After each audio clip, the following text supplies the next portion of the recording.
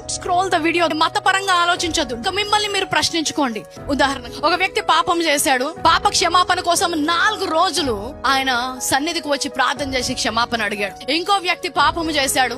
4 రోజులు ప్రార్థన చేయడం మాత్రమే కాదు, ఉపవాసము చేసి ప్రార్థన చేసి క్షమాపణ అడిగాడు. ఇంకో వ్యక్తి కన్నీటితో ప్రార్థన చేసి తన గదిలోనే, సన్నిధికి రాలేదు కానీ తన గదిలోనే క్షమాపణ అడిగాడు.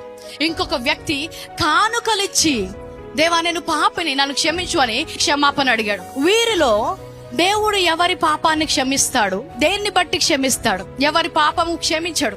ఎన్ని కన్నీళ్లు కారుస్తే క్షమాపణ విడుదలవుతుంది? ఎంత కానుక దేవుని సన్నిధిలో అర్పిస్తే క్షమాపణ విడుదలవుతుంది?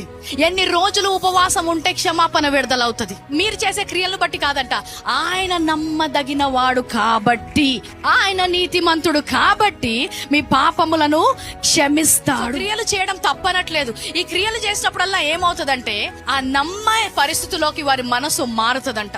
కొంతమందికి క్షమించబడ్డాను అని నమ్మడానికి కొన్ని క్రియలు అవసరం. దానికోసం వాళ్ళు క్రియలు చేస్తున్నారు కానీ క్రియల ద్వారా వాళ్ళు క్షమించబడట్లేదు. ఈ రోజు నువ్వు క్షమాపణ అడిగినంత మాత్రాన ఎంతమందికి తెలుసు క్రీస్తు మళ్ళీ శిలువ మీద మరణించడానికి రాడని? ఎంతమందికి తెలుసు మళ్ళీ ఆయన రక్తము చిందించబడదు అని? ఒకే అర్పణ ఒకేసారి అర్పించబడింది. ఇది నూతన నిబంధన. అందుకే నీతిమంతుడు ఎలాగ జీవించాలి?